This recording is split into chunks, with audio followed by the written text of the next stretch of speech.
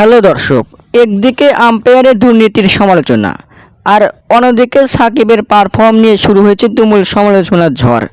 দেশের ভক্তদের থেকে শুরু করে অন্যান্য দেশের সাবেক ক্রিকেটাররাও খেপেছে সাকিবের নজর করা পারফর্ম নিয়ে। ভারতের সাবেক ক্রিকেটার বীরেন্দ্র সেহবাগ সাকিবকে নিয়ে সমালোচনার ঝড় তুললেন। তিনি বললেন, সাকিবের লজ্জা হওয়া উচিত, তার চোখে সমস্যা, তার উচিত অবসর নেওয়া। তিনি তো একজন রানিং এমপি, তিনি কিভাবে ক্রিকেট খেলতে পারে?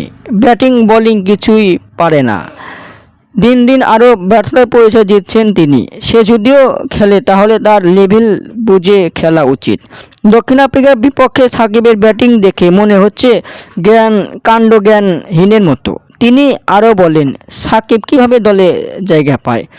তার পরিবর্তে ভালো একটা ক্রিকেটার নেওয়া উচিত টাইগারদের। দর্শক, সাকিবের সময় ফুরিয়ে গেছে। 2022 বিশ্বকাপ থেকেই তিনি আজও পর্যন্ত ভালো পারফর্ম করতে পারছে না। আদৌ কি তিনি পারবেন কিনা তা নিয়ে রয়েছে সন্দেহ। এদিকে প্রশ্ন উঠেছে, পরবর্তী ম্যাচে সাকিবের পরিবর্তে এনামুল হক বিজয়কে মাঠে নামাতে পারে টাইগাররা। দর্শক, সাকিবের খেলা আপনাদের কাছে কেমন লাগছে? তার অবসর চান কি চান না, নাকি তিনি আরও খেলতে চান? আপনাদের মতামত কি কমেন্টের মাধ্যমে জানিয়ে দিন।